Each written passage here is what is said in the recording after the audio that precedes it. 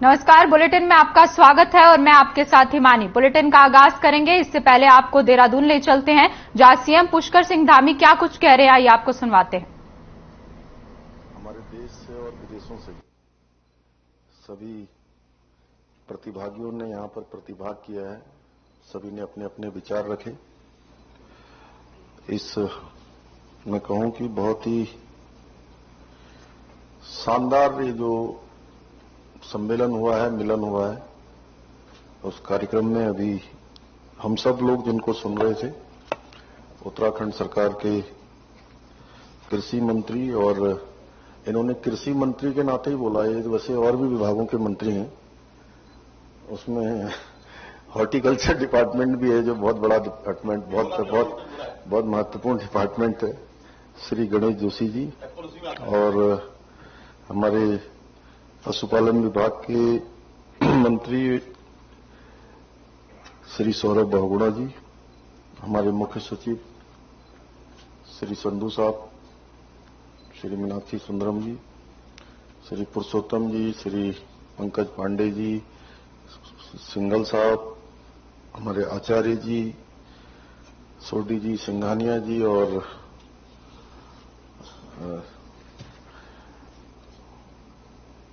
अजय जी, सभी ने अपनी बात रखी और बहुत अच्छे तरीके से यहां पर टाटा वालों ने भी रखी,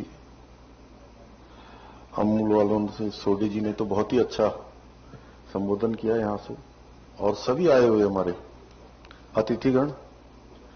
मैं समझता हूं कि काफी ज्ञान हो गया, क्यों सोडी जी? ज्ञान बहुत हो गया ना। पिछले लगभग 2 घंटे हो गए और 2 घंटे से सब सुन ही रहे हैं, और सब ने जो है एक से एक ज्ञानियों ने यहां से बात करी है। अब उसमें और ऐड कर दिया जाए तो मैं समझता हूं कि बहुत ज्यादा कुछ नहीं। मैं अब उससे जरा हटके आ जाता हूं आप लोगों के साथ।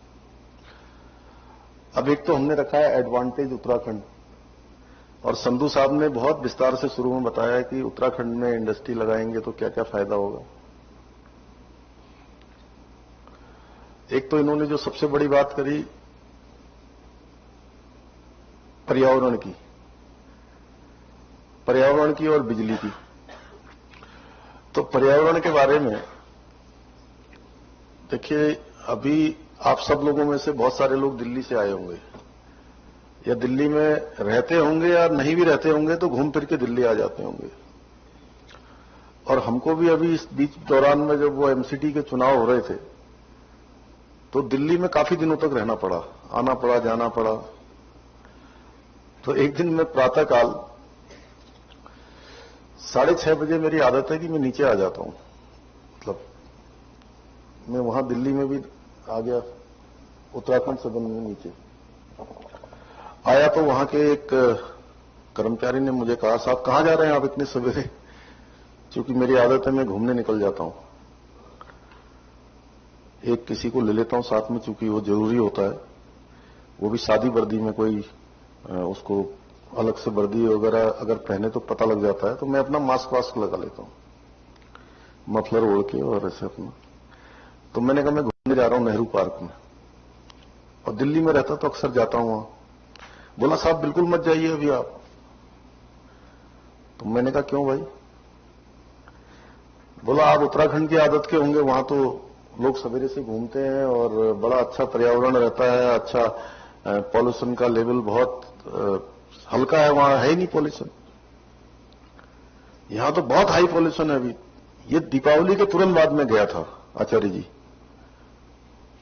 तो मैंने कहा तो क्या नहीं जाते क्या लोग आजकल घूमने? तो बोला नहीं साहब आजकल बिल्कुल नहीं जा रहे हैं, और जाते भी हैं तो जब धूप निकल जाती तब जाते हैं। बोला पूरा जैसा मतलब वो जो पराली का और उसका और सब जो आया था उसके कारण से, हालांकि अभी थोड़ा कम हो गया है इस बार में।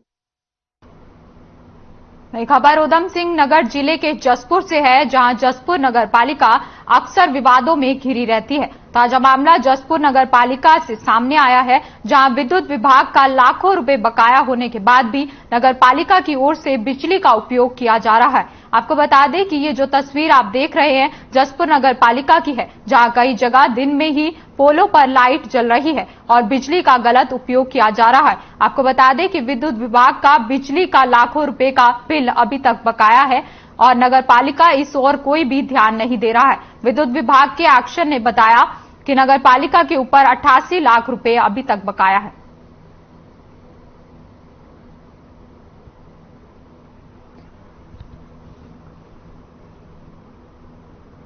तक का लगभग हमारा 88 लाख रुपए नगर पालिका के ऊपर बकाया है। बिल्कुल हम नोटिस भेजते हैं, बात भी करते हैं उनसे, विभागीय हमारा ट्रेजरी से पैसा वहां से आता है तो हम लगातार बात भी करते हैं और नोटिस भी देते हैं। ये तो उनके द्वारा सीधे सीधे लापरवाही है, विद्युत को इस तरह वेस्ट नहीं करना चाहिए और हमारा तो बिल आता है लेकिन इस तरह की लापरवाही ये बिल्कुल गई थी, मगर यहाँ देखने वाला कोई नहीं है, नगर पालिका कोई भी कर्मचारी इसको देखने वाला नहीं है और 24 घंटे ही लाइटें यहाँ जलती रहती हैं।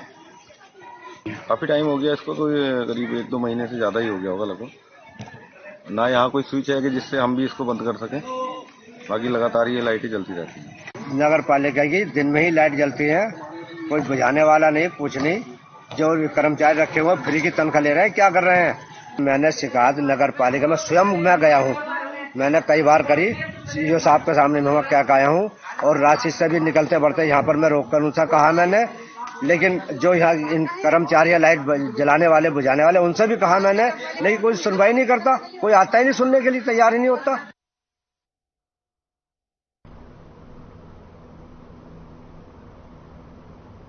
खबर उधम सिंह नगर के जसपुर कोतवाली क्षेत्र से है, जहां पंचायत के दौरान दो पक्षों में कहासुनी हो गई, जिसके बाद बात इतनी बढ़ गई कि एक पक्ष ने दूसरे को गोली चला दी, जिसके बाद गांव में भगदड़ मच गई। वहीं मामले की सूचना मिलते ही मौके पर पुलिस पहुंची, लेकिन आरोपी फरार हो गया, जिसे पुलिस ने छानबीन के बाद हिरासत में लेकर जेल भेज दिया है।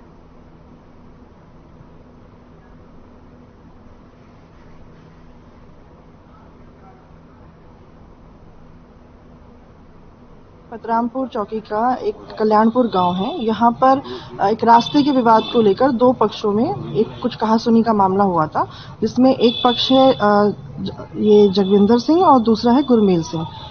उसके बाद इसी झगड़े के बाद अगले दिन सुबह इसमें एक पंचायत बिठाई गई गुरुद्वारे में और इसमें दोनों पक्षों के लोगों को बुलाकर इसमें बातचीत की जा रही थी। इसी बीच इनके बीच में कुछ वाद विवाद होता है और वाद विवाद के बाद इसमें से जगविंदर सिंह जो है ये अपने घर जाता है और एक अवैध असले से ये दूसरे पक्ष पे फायरिंग करता है।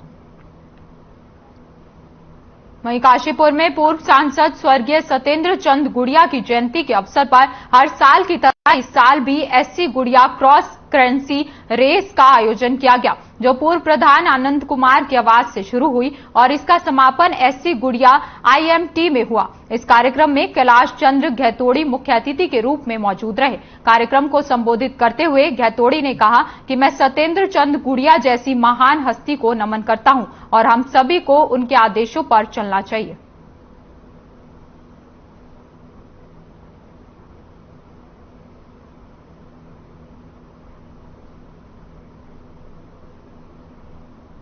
एक विचार आया कि काशीपुर के अंदर कुछ ऐसा करने के लिए संस्था का गठन किया जाए, तो क्लीन ग्रीन काशीपुर फाउंडेशन की स्थापना करी गई और तभी से जो है पहली रेस हमने जो थी काशीपुर के अंदर 2019 को में कराई यहाँ पर, और उस समय भी बढ़ चढ़ के भाग लिया लोगों ने।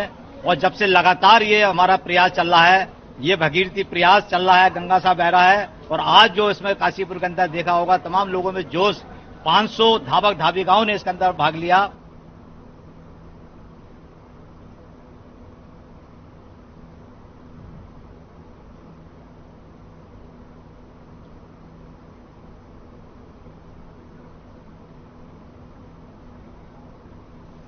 वहीं लैंसडाउन से बीजेपी विधायक महंत दिलीप रावत का पिछले हफ्ते एक वीडियो सोशल मीडिया पर जमकर वायरल हुआ था, जिसमें वे धूमाकोट में आयोजित एक बहुउद्देशीय शिविर में अधिकारियों को जमकर फटकार लगाते दिखे। इस वीडियो के वायरल होने के बाद विधायक के प्रशंसकों ने उनकी जमकर वाहवाही की, लेकिन कांग्रेस ने विधायक के आचरण को गलत ठहराया है। इस वीडियो के वायरल होने के बाद पहली बार बीजेपी विधायक महंत दिलीप रावत ने अपनी सफाई दी है। और इसे उन्होंने जायज ठहराया है।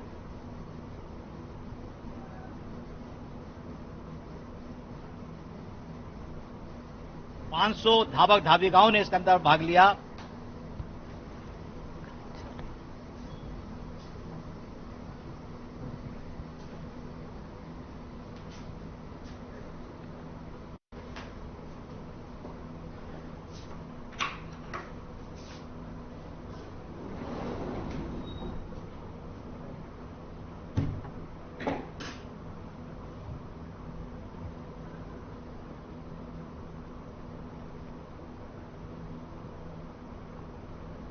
वहीं पौड़ी जिले के नैनीडंडा ब्लॉक से दो छात्र आयुष ध्यानी और अमन सुंदरियाल का नाम इस बार राष्ट्रीय वीरता पुरस्कार के लिए भेजा गया है। दोनों छात्र राजकीय कन्या उच्चतर माध्यमिक विद्यालय में 9वीं कक्षा के छात्र हैं, जिन्होंने इस साल 2022 में फायर सीजन के दौरान अपने स्कूल के पास फैलती आग को बुझाने में अपनी जान की परवाह भी नहीं किए बिना दोनों छात्रों ने 13 मई 2022 को स्कूल के पास लगी आग पर काबू भी पाया। छात्रों के साथ स्कूल की प्रधानाध्यापिका मीना रवि ने भी आग को बुझाने के प्रयास किए। ऐसे में छात्रों के साहस को देखते हुए दोनों छात्रों के नाम राष्ट्रीय वीरता पुरस्कार के लिए उत्तराखंड से भेजे गए हैं। छात्रों ने कहा कि वानीगन की एक घटना को रोकने के लिए उन्होंने एक कदम तब उठाया जब स्कूल की छुट्टी हो चुकी थी। तब स्कूल की प्रिंसिपल को अकेले स्कूल के पास लगी आग को बुझाता देखा तो भी आग बुझाने में जुट गए और काफी प्रयास के बाद आग पर उन्होंने काबू पाया। वहीं गढ़वाल मंडल के अपर निदेशक माध्यमिक शिक्षा महावीर बिष्ट ने दोनों छात्रों को फोन पर बधाई दी है और छात्रों के इस साहस की तारीफ भी की है।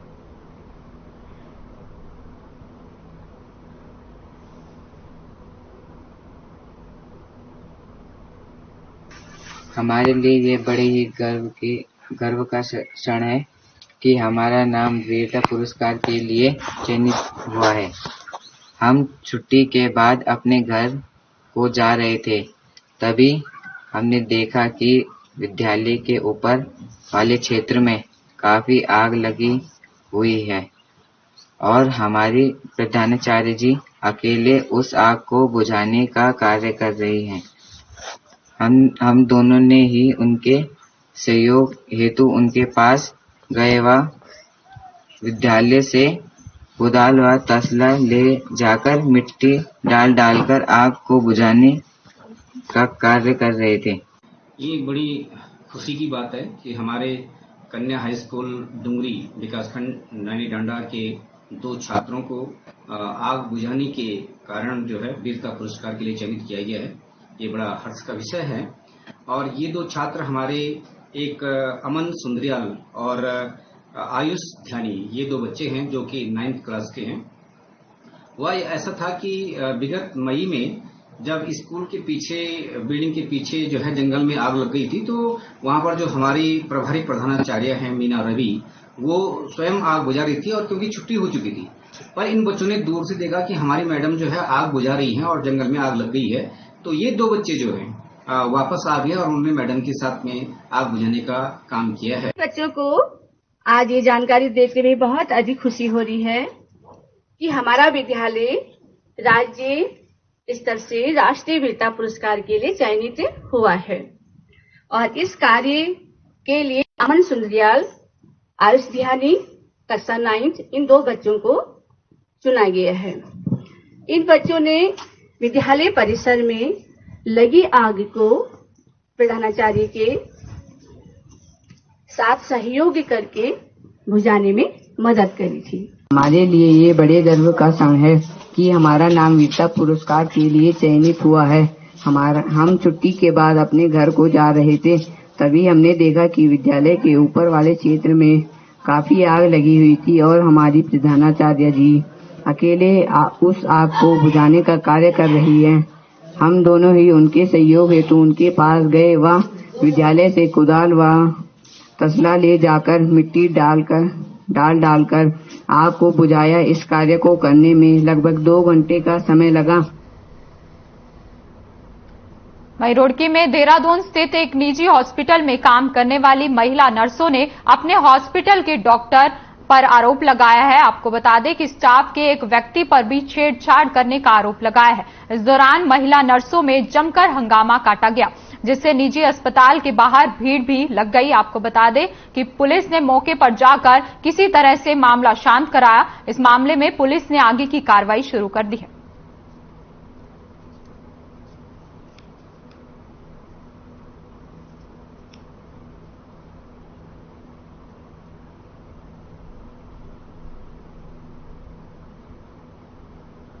रुड़की में metro city hospital doctor Wasim के यहाँ पे आए थे जॉब करने के लिए। ये वहाँ की डॉक्टर है और मैं स्टाफ में हूँ।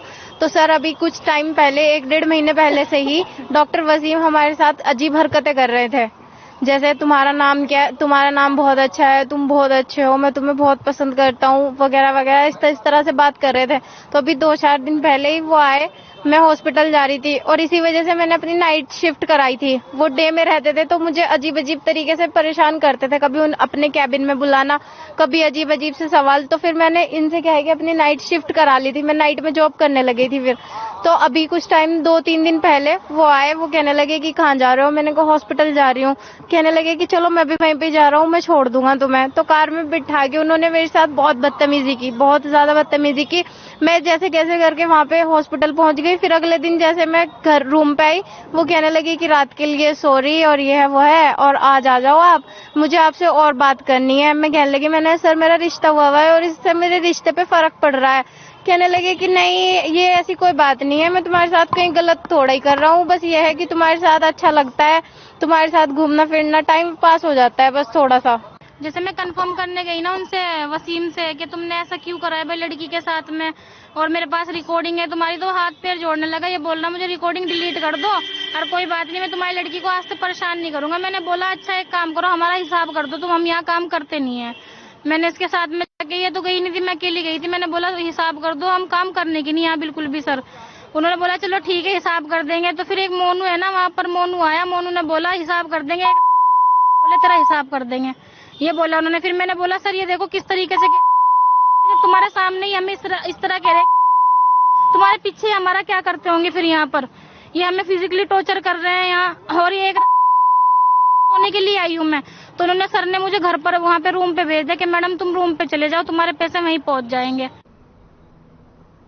वही खबर रुड़की के भगवानपुर इलाके से है, जहां कुछ बदमाशों ने मिलकर एक ठेकेदार पर हमला कर दिया और मारपीट कर 6.5 लाख रुपए भी लूट लिए। मारपीट में गंभीर रूप से घायल हुए ठेकेदार की मौत हो गई है। मामले में जांच कर रही पुलिस ने लूटपाट के आरोपी को महसरी गांव से गिरफ्तार किया है। पुलिस को देखकर बदमाश ने फायरिंग कर दी थी, जिसके बाद जवाबी फायरिंग में घायल बदमाश को गिरफ्तार कर लिया गया है। साथ ही बदमाशों के साथियों की खोजबीन के लिए जंगल के कॉबिंग की जा रही है। पुलिस का दावा है कि जल्द ही सभी बदमाशों को गिरफ्तार कर लिया जाएगा।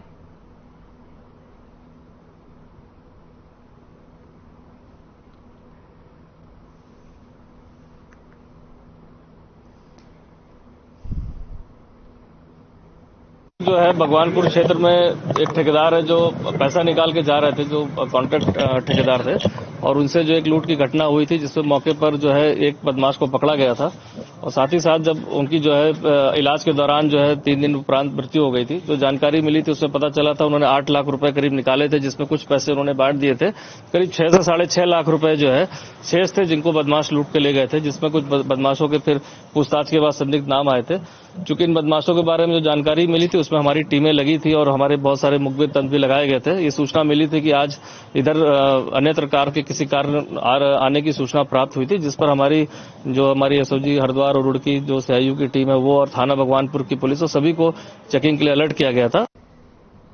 राजधानी देहरादून में वन विभाग की जमीनों पर अवैध रूप से किए गए अतिक्रमण पर शासन ने सख्ती शुरू कर दी है। पिछले दिनों वन भूमि पर बने 15 मजारों को ध्वस्त किया गया, जिस पर मुख्यमंत्री पुष्कर सिंह धामी ने कहा कि अतिक्रमण को लेकर किसी भी सूरत में बर्दाश्त नहीं किया जाएगा और ये सब अपराध की श्रेणी में आते हैं। उन्होंने धर्मांतरण पर भी कहा कि इसको लेकर कि प्रदेश में सख्ती की जाएगी। आपको बता दें कि धर्मांतरण कानून उत्तराखंड में पास किया गया है और ऐसे में दोषियों के खिलाफ सख्त कार्रवाई का प्रावधान किया गया है। इस मामले में उत्तराखंड वन विभाग द्वारा देहरादून में अवैध मजारों के खिलाफ अतिक्रमण हटाने की कार्रवाई को लेकर प्रमुख सचिव वन आर.के. सुधांशु का कहना है कि विभाग द्वारा पूरे प्रदेश में डाटा जुटाया जा रहा है। जहां भी अवैध धार्मिक स्थल चिन्हित किए जाएंगे उन्हें वन विभाग की भूमि से हटाने की कार्रवाई की जाएगी।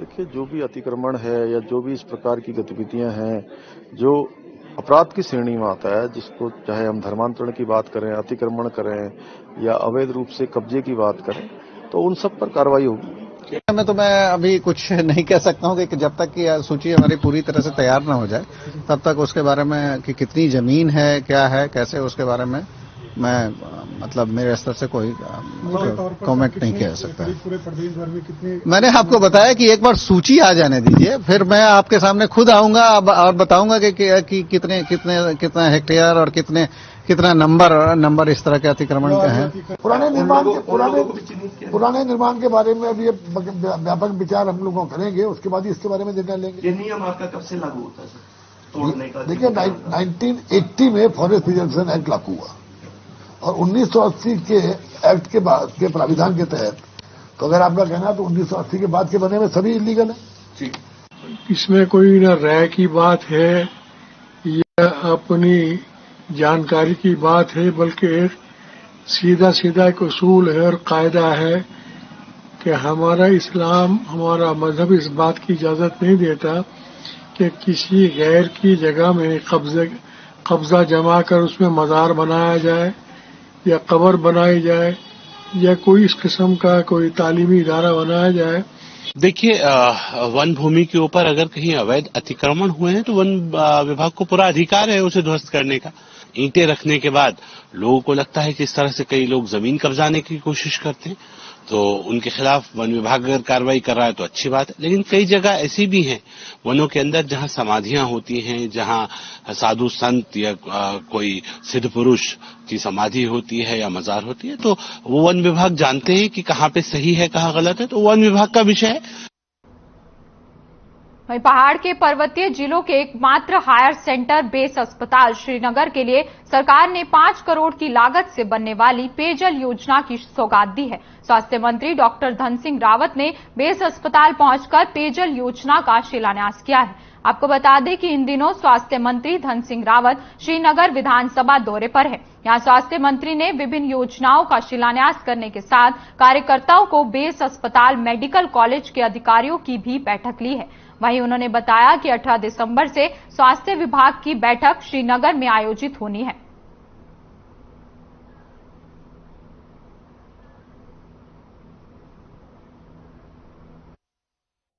क्योंकि पहले हमने शुद्ध पेयजल दे दिया है, अब जो पुरानी लाइनें यहाँ 10 साल पुरानी, 20 साल पुरानी, 25 साल पुरानी, 5 करोड़ रुपए की लागत से अब इन पूरे टैंकों का निर्माण किया जाएगा, सारी नई लाइनें बिछाई जाएंगी, मेडिकल कॉलेज में जो पानी की दिक्कत थी वो पूरी दूर की जाएगी और 30 साल तक के लिए कोई समस्या नहीं रहेगी श्रीनगर में। 5 करोड़ रुपए की लागत से आज हमने इसको जो है इसका टेंडर भी हो गया है और बहुत अच्छा पानी अब श्रीनगर को जो है घर घर में मिल जाएगा।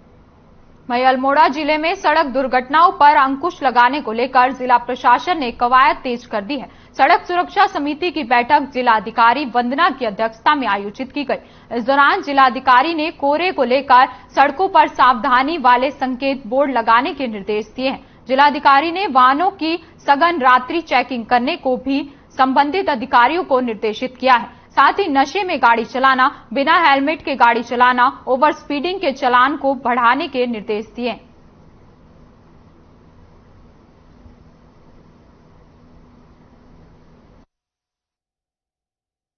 सड़क सुरक्षा समिति की हर 15 दिन में एक बैठक सभी एजेंसीज के साथ हम लोग जनपद में करते हैं। आज भी एक बैठक रखी गई थी जिसमें विशेष रूप से सर्दियों में जो पाला के कारण दुर्घटनाएं होती हैं गाड़ियों के फिसलने से, उसमें चेतावनी बोर्ड लगाए जाने के निर्देश दिए गए हैं।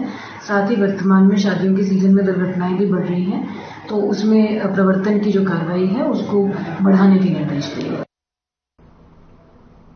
वहीं अल्मोड़ा जिले के विकासखंड सल्ट में सल्ट विधायक महेश जीना ने सल्ट विधानसभा के मोलेखाल में पशु मोबाइल वैन को हरी झंडी दिखाकर रवाना किया है। सल्ट विधायक महेश जीना ने कहा कि ग्रामीण क्षेत्रों में पालतू पशुओं के इलाज में जो दिक्कतें आती थी, अब इनका इलाज घर पर ही इस वैन के द्वारा किया जाएगा। साथ ही उन्होंने बताया कि 1962 नंबर डायल करते ही ये वैन पशुपालकों के घर पर पहुंच जाएगी। इस वैन में स्पेशलिस्ट डॉक्टर और फार्मासिस्ट की निःशुल्क सेवा रहेगी।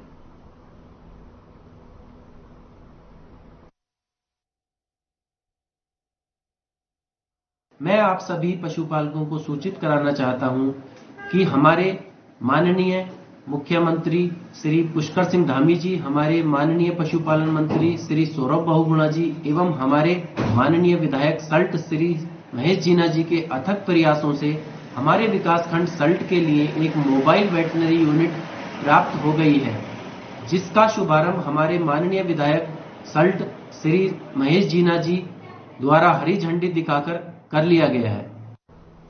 फिलहाल इस बुलेटिन में इतना ही। आप बने रहिए हमारे साथ। नमस्कार।